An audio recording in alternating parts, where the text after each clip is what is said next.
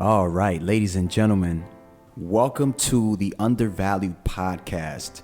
And just know this is the very first podcast episode. And by the way, I won't be calling these episodes. I'm going to be calling these moments. So this is moment number 1, y'all. Welcome.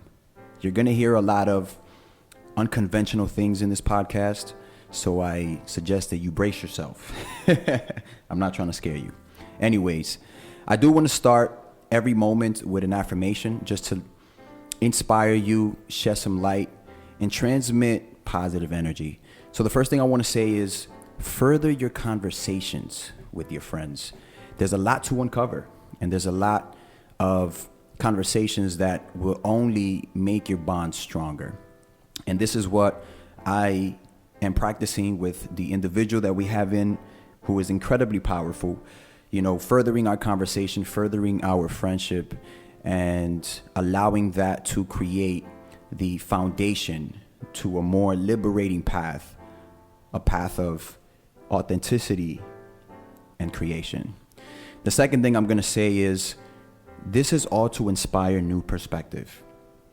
When you inspire yourself to see the world in a way that you're not used to, you understand that there's much more. Okay. And I also want to say that every guest that comes in here is going to be sharing wisdom. And it's a wisdom that can liberate you from something that you've been trying to find answers to. So the person we have here today is going to say things that is going to resonate with you.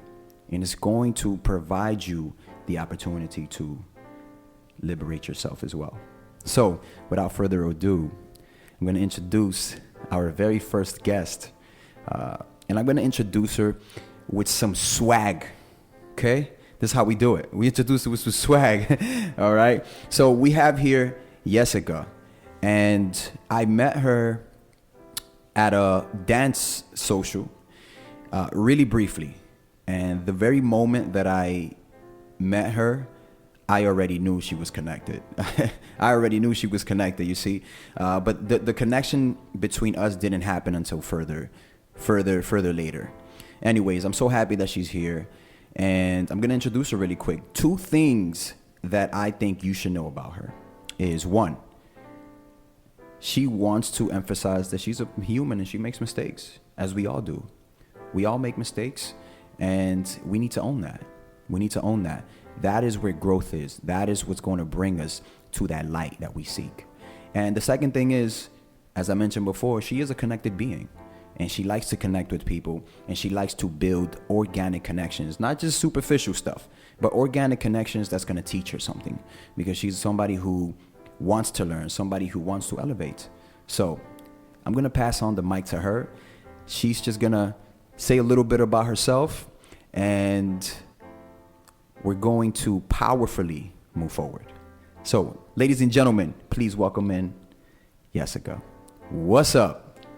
Hey Stan, thank you so much for inviting me as your first guest. I truly do feel honored and feeling very blessed, to be honest, for this opportunity to, share on a platform that's ultimately for the better for the entire human collective. And I just wanted to give you a huge shout out for starting that. And thank you for the introduction. I am humbled and excited. All right, so there you go. So we gotta also acknowledge that this is a first time for both of us, and we're both feeling the jitters. I don't know what that means, but I've heard people say that stuff, and I have no idea what it means, but I feel like it connects at the moment. We're feeling the jitters right now, so we're trying to get comfortable, trying to settle in, and find the connection. But it's happening nonetheless.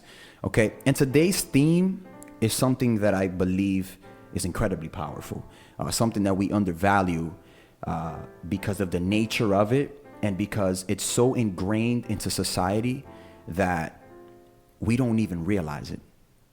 And it's the theme of identity.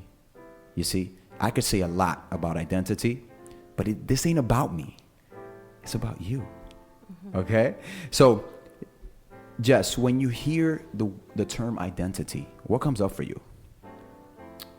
When I hear identity, funny story, back then I used to be obsessed trying to figure out what my identity is, only to realize that the more I tried to collect forms of identity that we see, whether that is in movies, society, the people that we're around, I was just collecting, right? But I realized the more I collected different identities, the further I was to being my true self and actually just, discovering like, oh wow, these are the things that I like and these are the things that I don't like, as opposed to, for example, having a sexual identity is one aspect of our entire makeup design, correct? And I myself don't identify solely with my sexual identification. I believe I am more than that. I am more than just the identities to be able to, relate to others. I feel like identity is just a way to explain to others parts of yourselves. And it makes me feel fragmented when I do that. So now, as I'm doing my inner work and really facing parts of myself that I probably couldn't face before, I was getting rid of certain identities, right? And so when I realized, like, wow, I've collected identities that no longer resonate with me, is when I realize, full circle, right back to the first statement that I said, identities are just slivers of your essence that has yet to be tapped into. So that's what I think. Interesting. And you said something that intrigued me. You said getting rid of identities. What's one type of identity that you feel that you've had to shed, or not make it part of who you are anymore? Definitely, that moment for me was like, for example, I used to have a really hard time having accountability. So when I don't have a relationship with accountability, right, it makes it easier for me to identify and say things like, it's just who I am at this point. It's just who I am. And that's just not set in stone, right? Because we're constantly evolving. Ideally, we're constantly evolving to be better for ourselves, so that way we have a better relationship with the rest of the world. And when I unlearn certain identities about myself, I realize I've developed conditions, limited beliefs that contradict my entire purpose of growth, whether that be mindset, emotional, physical, right? I don't think that identity is a set in stone thing, because then that boxes us and limits us from the possibilities of changing ourselves and tapping into experiences that ultimately will only enhance the quality of our lives. That's big. And that very last thing that you mentioned about limiting our ability to change, transform, and evolve is something that I totally relate to. You see, it's easy to become comfortable with beliefs, ideas, and who we think we are, which actually stems from who we think we should be. Because these are ideas that we've, since childhood, have, absorbed from our parents, our siblings, our friends, even relationships and stuff. So I think that's a big, very big one, which is why I think that a lot of people are stuck in that mainstream space where it's easier to find that temporary gratification and say, yeah, this connects with who I am right now. I mean, are they actually saying that? Not, I think there's a difference between saying I connect with that right now opposed to I connect with this. There's a difference, because when you say right now, you acknowledge that you're always evolving. But when you say you just connect with this, it's just more like this is what I think I am. I just violated for some reason. What? Oh man, it's coming. It's coming to me. It's coming. Anyways, I think that was really meaningful to mention that. Limiting yourself. I think that's something worth expanding on. I just wanted to add to that same point that you were just saying. When you're right, we grow up, first of all, when we are first born, no one taught us, or at least in my experience, I did not grow up knowing what I know now, which is, looking inwardly to be able to create the space for me to discover, explore my true essence, not my identity. Because the identity, and this is why I'm big, I don't believe that our different identities is what makes our true essence, only because since the day that we are born, we're given beliefs, we're already given social norms, we're already, and mind you, I don't know about you, but this is all unspoken. It's not like my parents, also told me as a little girl, this is how you need to move in society. It almost became these beliefs were unspoken, and somehow we downloaded them and began to act on them, perform them, without truly being conscious of how we're moving, And so, yeah, that's why I truly believe sometimes the identities that we identify with, yes, they're in the moment, because we can constantly grow. Today I might agree to this notion, and tomorrow I may change my mind, and that's perfectly okay. So yeah, good point.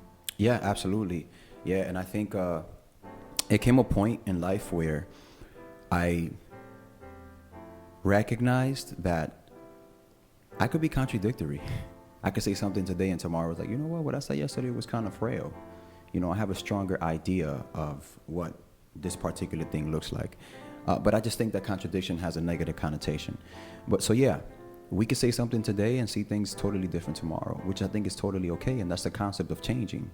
You see the concept of evolving, So I think that's a great way, a great segue into my next question, which is, we basically did speak about it, but let's dive deeper into it so that we can break down what's actually happening in the behind doors, what's actually happening within you, in your soul, your subconscious, your consciousness, which is, do you see a conflict in that? Do you see a conflict in identity, or is that irrelevant? Or is it irrelevant? Or is conflict irrelevant to identity? Or is there a conflict in honing into that idea of identity? I believe that it all comes down to balance.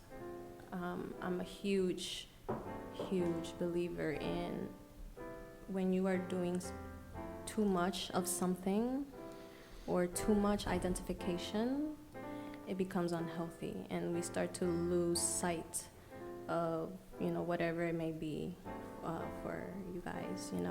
We start to lose sight of what is truly important in our lives, which is the quality of our lives.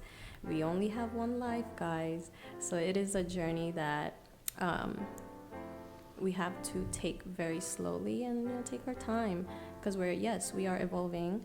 And to say, can identities be contradicting? Absolutely. I believe that we are not just one thing. I believe that we are dynamic human beings. We're complex, right?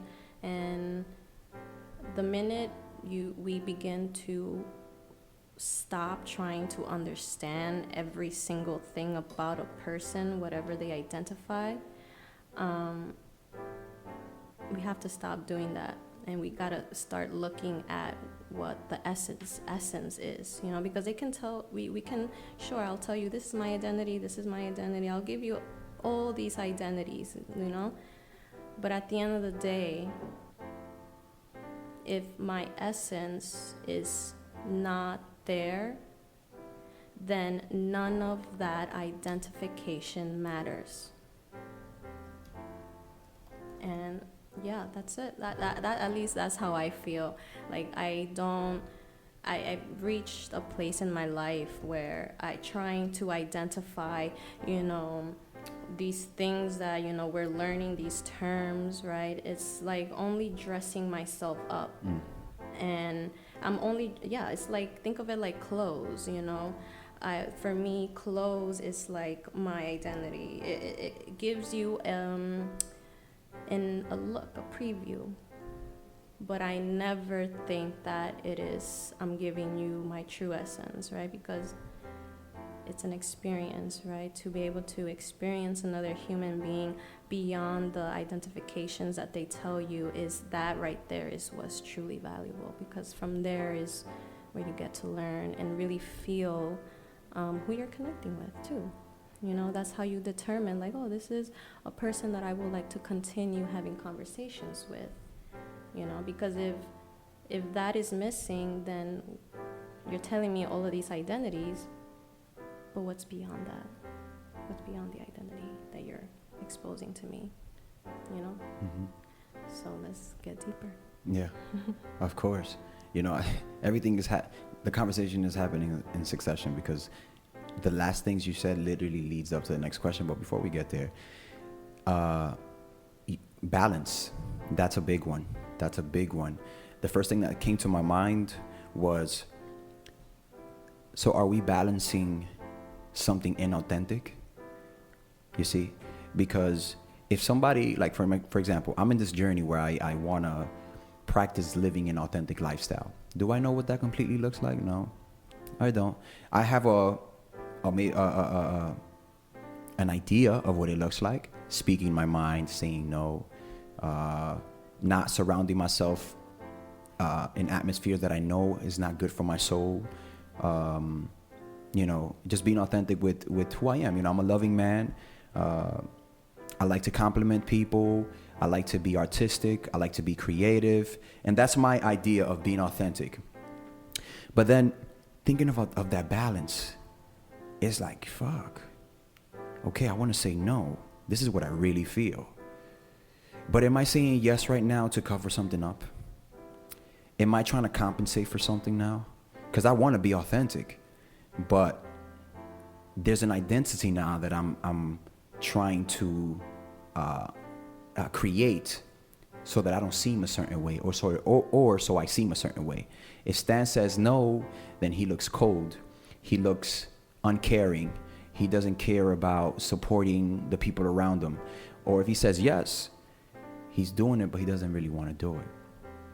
You see, so it's like that balance. You see, I could be an extreme person, and I understand that. So it makes a lot of sense. That's why these things came up for me.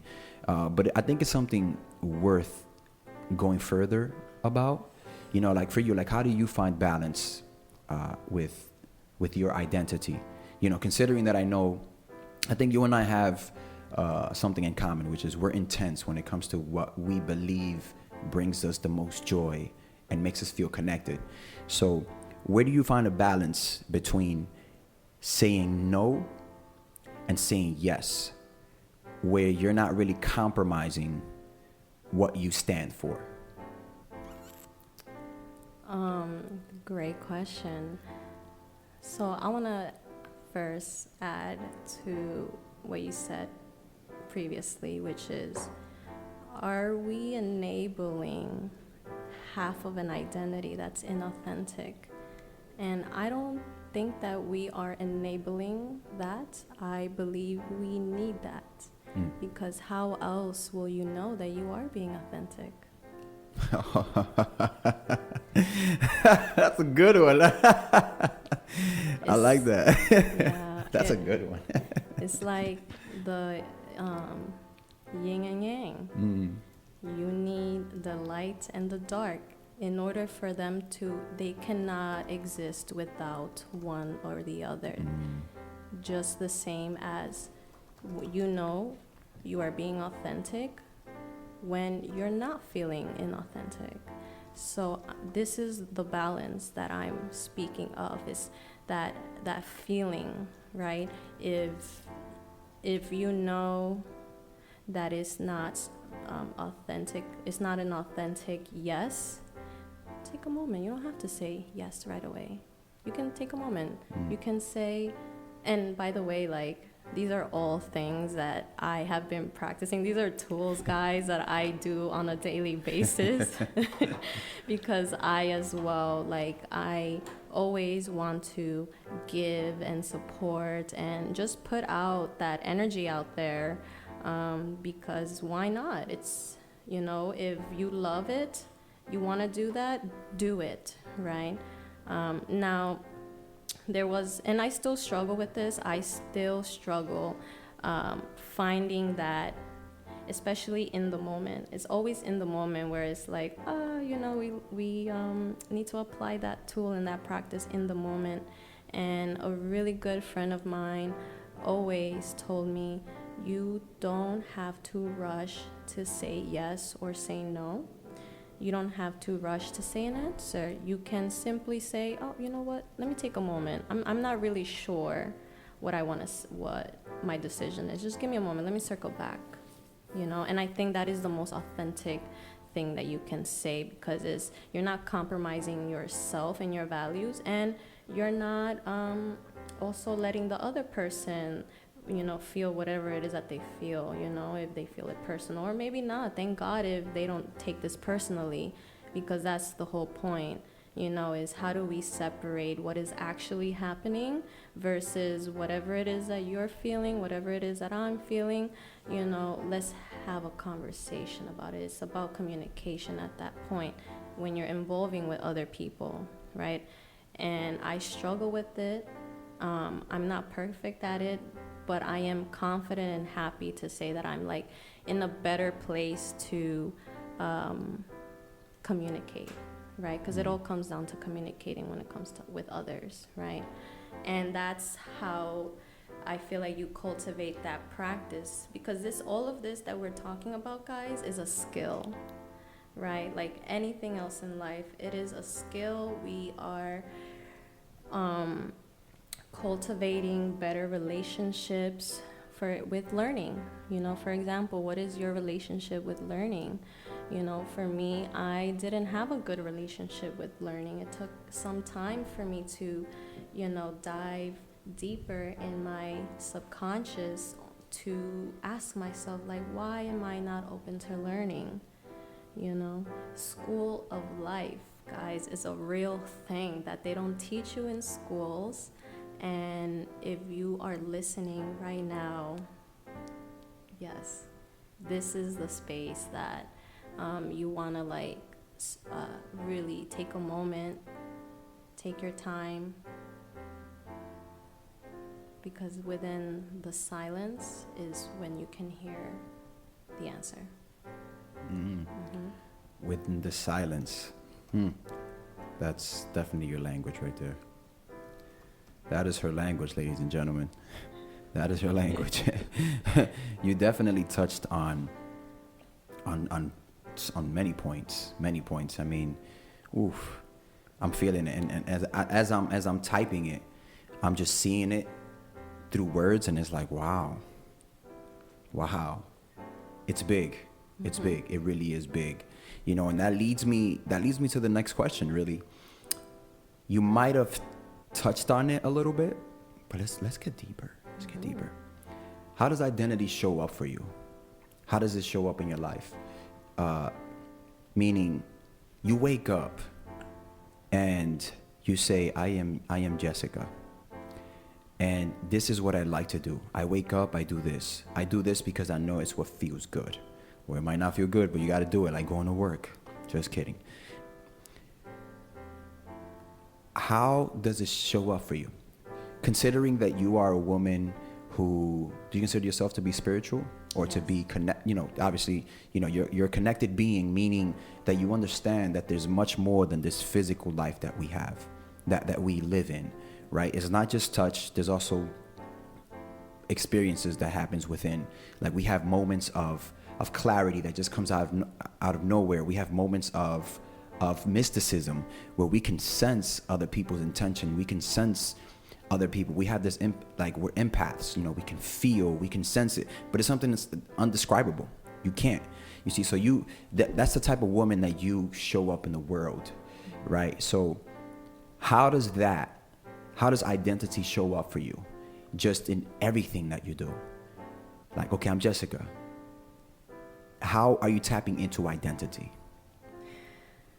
It's a tough question that you're asking me right now, because when I hear you say identity, I completely eradicated, like, hear me out. I'm using the word eradicated. That's a big word, guys. Look it up.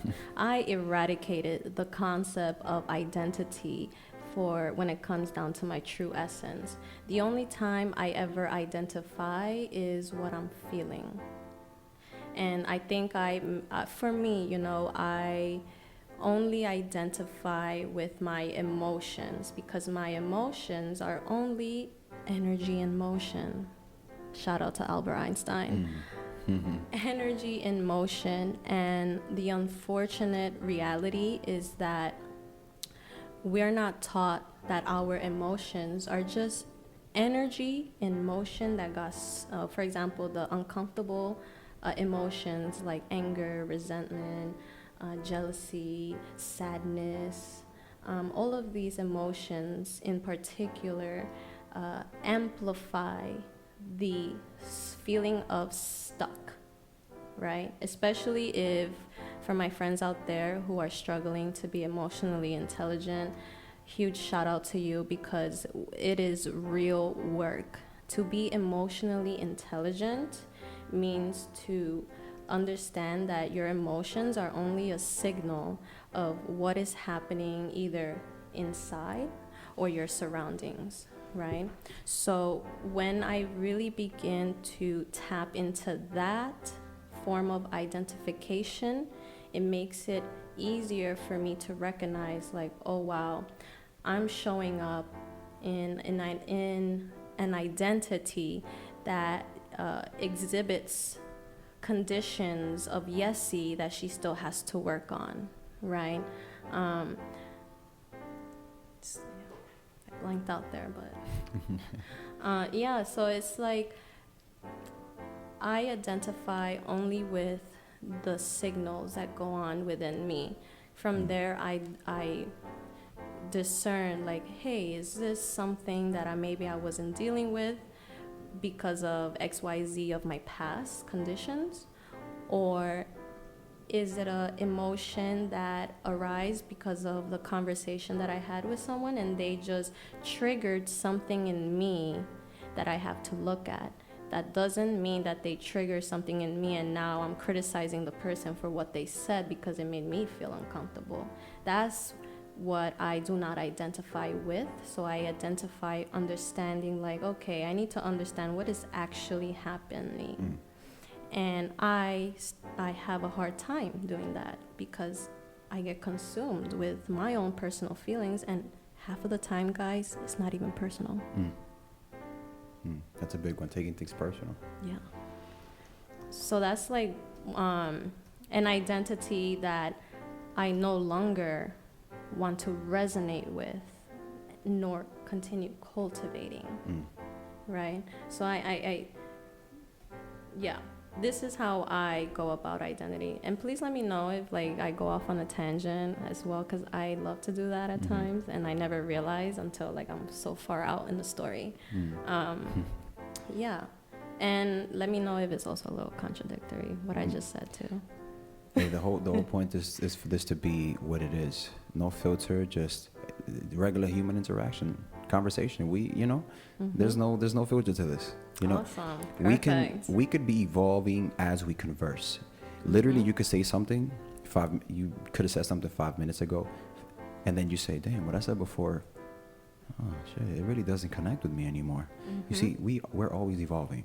You see, so this is what I love about this, that this is an opportunity to allow the world to see that we don't have to be robotic about things. It's just about moving with a particular type of consciousness that's always moving you forward. You see, being somebody who is connected with self doesn't mean that you have to be doing all this meditation stuff or lighting up sage or palo santo, and it doesn't mean that. But the emphasis is, the more we want to learn about self and develop the way we perceive things, the healthier world we're going to create. Because this conversation here could be held many years ago, but I couldn't have this conversation with my parents at all, with friends even today. I can't have these conversations with just anybody, you see. But if people were open to this idea of growth and developing on your consciousness, gaining new perspective, it'd be a better world, because disagreements would be much more healthier. We could build more organic relationships. We could build so many healthier things in general. You see, we can actually trust people, because people are willing to speak of their flaws. Like, hey, I'm having a hard time being a friend right now, and I need guidance. Instead of just thinking that this is a cue for to like let things go, like, let's talk about it. Let's talk about these things.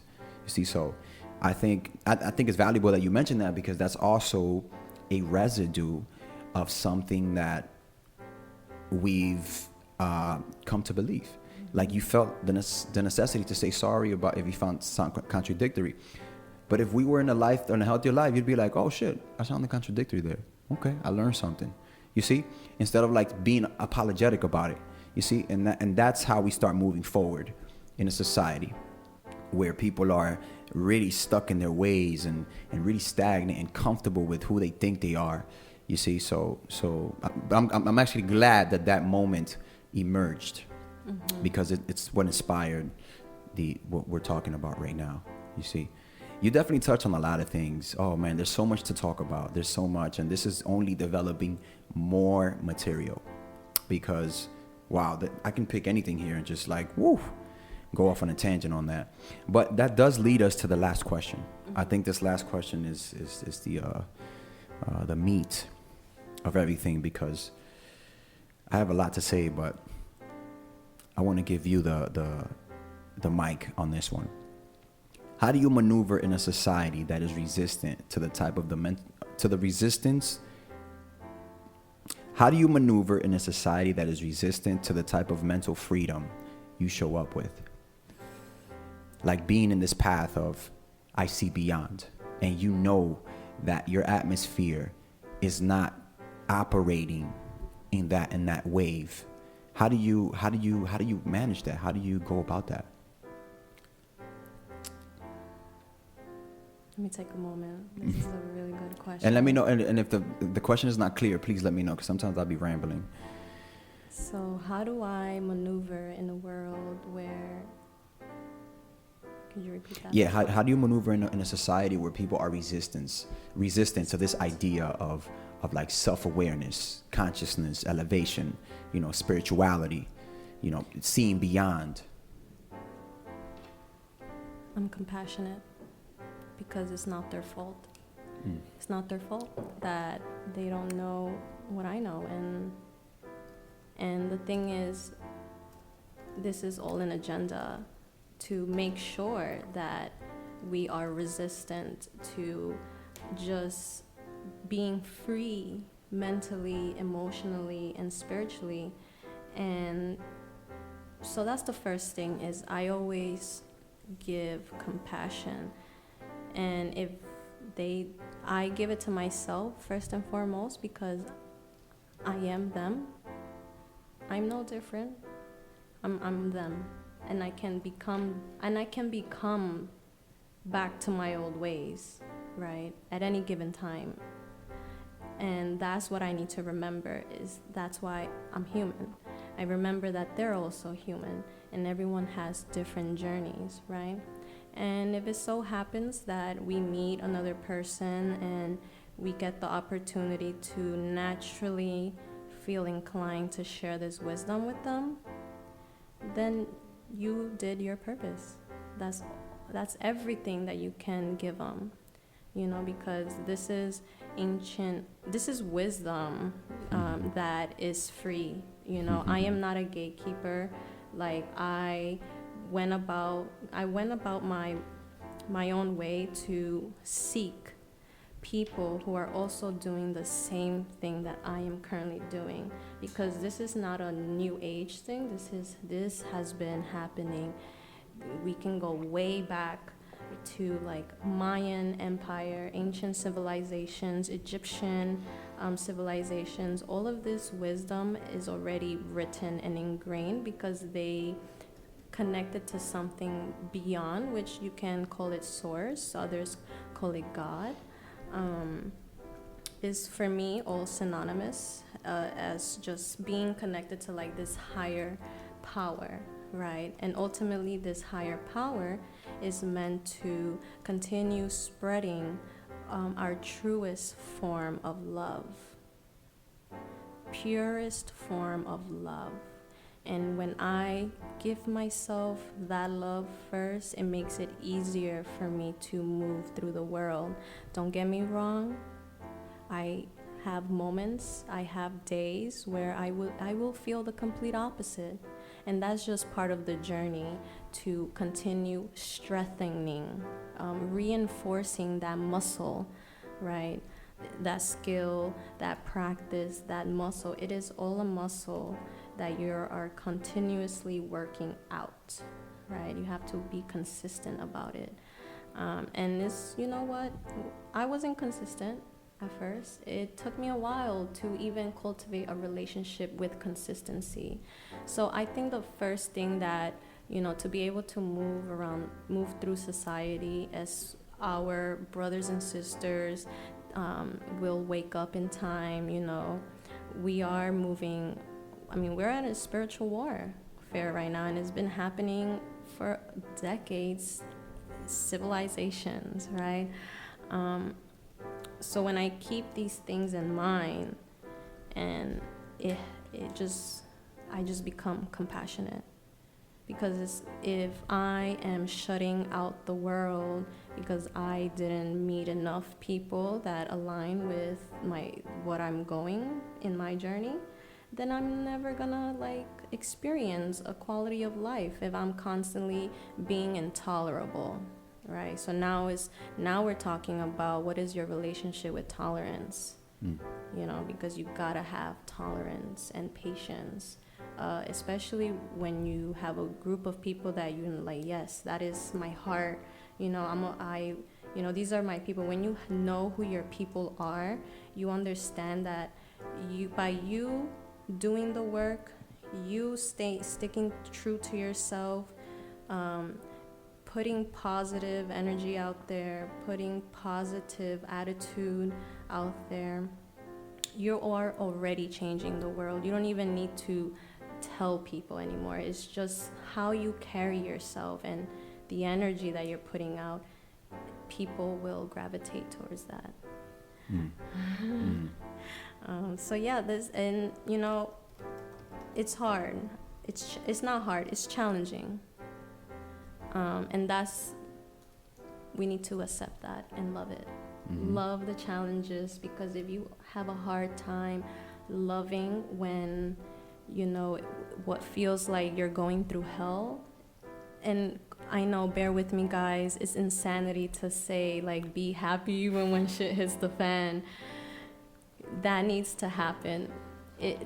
Some sort of silver lining needs to happen in those moments where we are going through that immense pain, right? When you give yourself just an ounce of silver lining, you get a moment of clarity. And then you tap into something much greater, oh wow, you know, I'm over it. I didn't die. The pain is over. You know? So, yeah, it's tough, you know, moving through the world when, you know, maybe half of our brothers and sisters are asleep. But that's okay, because it's just a reminder that I was once asleep. You know, and then there's still parts of me that are probably still asleep. So, if anything, I've learned to look at it differently. At first, I used to cry a lot.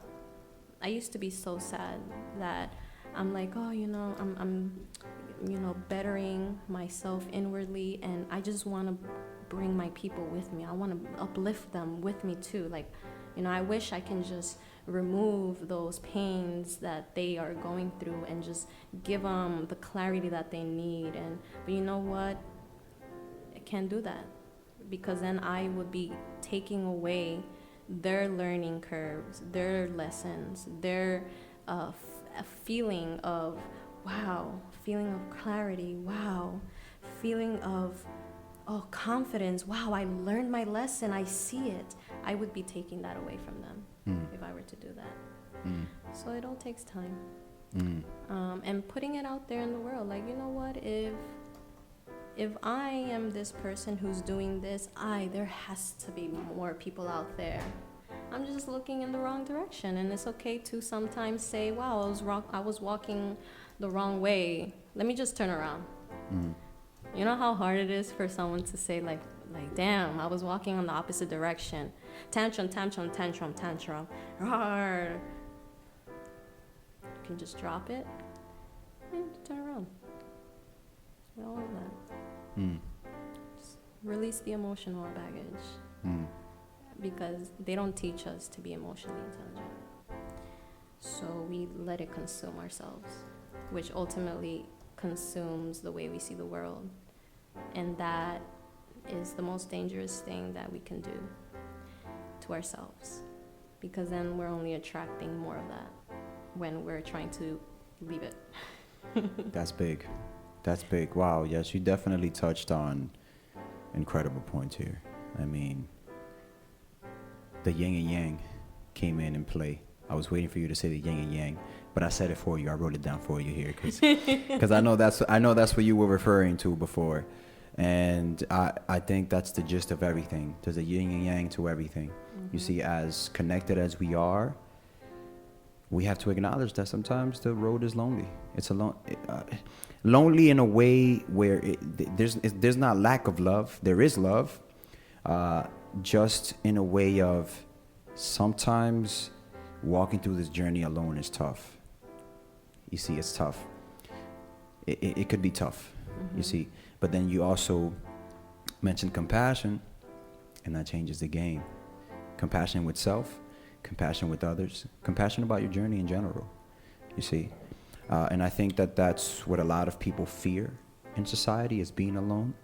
You see, because they see that everybody's doing one particular thing, and what they associate that particular thing with is love. It's being seen, being recognized. You see, if everybody is wearing red shoes because it's bright and everybody else is rocking it, you feel like, oh, I'm part of this. I'm loved. I'm seen. I'm recognized. But then the person who says, nah, I want to wear blue, is looked upon like, yo, why you wearing blue, man? You see, but in reality, that question is coming from, man, I wish I could do that too. I wish I had that courage. You see, in fact, oh man, I was listening to Tony Robbins the other day, and he says something that changed the game for me. Oh my God. Oh my God. He said, when people see somebody being different, they might feel triggered by that because they question their own originality. They question, yo, how is this person happy in doing what? How is this person happy in doing what they want to do and not what society is doing? I'm doing what society is doing, and I don't even feel completely happy. I think I am, but I'm not. But this person is so unique. What the hell is this person doing? You see? So sometimes that lack of support comes from people's self-guilt of saying like, yo, you're doing it differently and you still are, and you're still happy. You're still, man, I've been looking for love. How do you do this? How do you do this? You see, and that really changed the game for me. That really changed the game for me, because it gets lonely. It gets lonely, but I also see what it comes with. It comes with so much light. So much light. You do things your own way. You do things the way that you envision it, the way that you know works for you, and it's not around what the crowd is doing. You see, but then when the crowd looks at you, they might be giving you that eye because they're wondering about their own originality. Am I being real? Am I being real, or am I just following? So, little things like that really brings clarity to life. Things. So that's why it really hit me, because I know that you and I, we're in a similar path where we, again, where we understand that there's much more than this physical world, than this third dimensional world. There's much more. When you sit and meditate, when you dissect your emotions and dissect your way of thinking, your way of being, it's not coming from a physical place. It's coming from an inner knowing. Like you said, it's the ancient wisdom that's already here, and we're just tapping into it. Not everybody's tapping into that. You see? But yeah, you definitely touched on many strong points, and that was our last question of the podcast. But before we go, I know I had you answer a question before, which I think would be incredibly powerful, and that is, what would you say to the younger you today? Ooh, what would I say to the younger Yessie? I will definitely tell her that learn to love the downs more than the ups in life, and to ask for help, because there is great power in asking for help. There is a great power in saying, you know what, I don't know about that certain topic, but and making peace with what you know.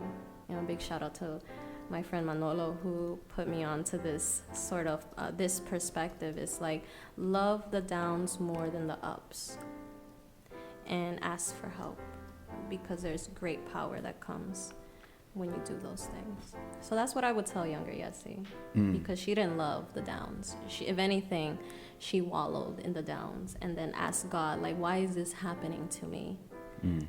Now this is happening for me, So it's like changing those words as well, and because their intention, what you speak is what you create. Absolutely. Yeah, absolutely powerful. Asking for help, I relate to that. Say you don't know when you don't know something, and love your downs, love your dark phase, love it. Because the dark phase has more light than anything, really. And when it hits you that hard, it's because there's something amazing coming your way. That's what I recognized, So that was powerful. Yeah. So we are concluding the podcast, and I want to tell you that I am extremely honored to have you here. You didn't come too early. You only came at 7 a.m. I was expecting you here at 5. Sorry, guys. I live on the other side of New York City.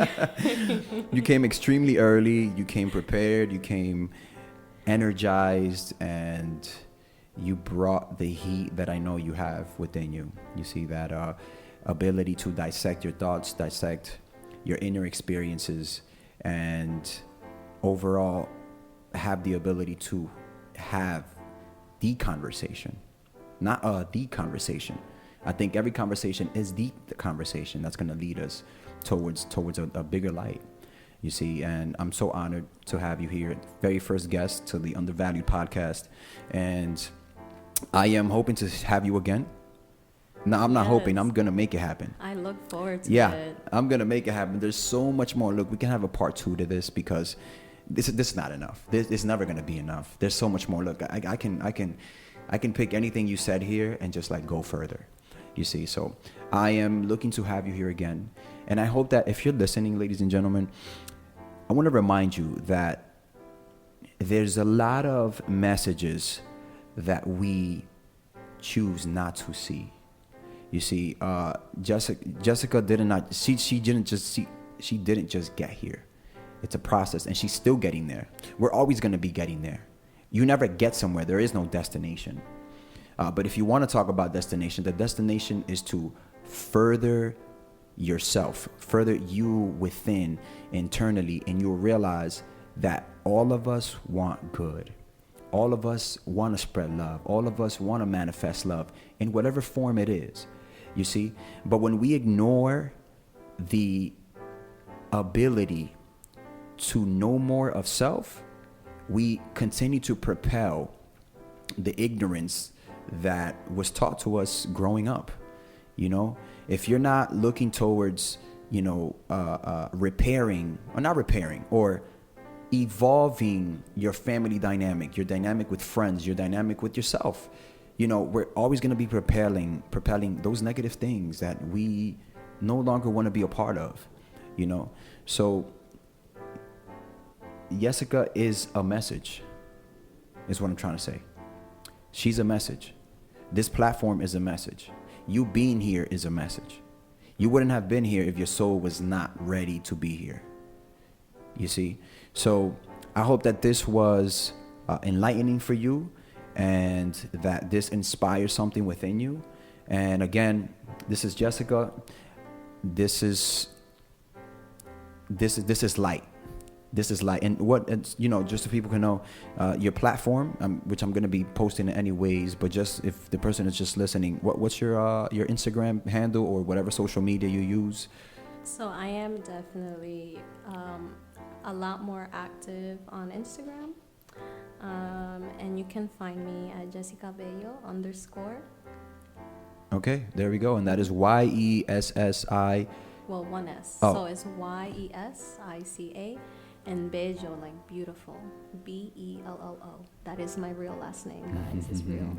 Yeah, _, right? Underscore. Jessica yeah. Bello. Right. All right, ladies and gentlemen, I'm Stan Jahari. And I'm Jessie Bello. And this was the Undervalued Podcast, where we speak of the unspoken with the intention of gaining new perspective, shedding light on limiting ideas, and reach another level of consciousness. Thank you so much for being here, and I'll see you in the next moment. Stay elevated. I think Jessica says it better. How do you say it? Stay elevated. All right, y'all. See you soon.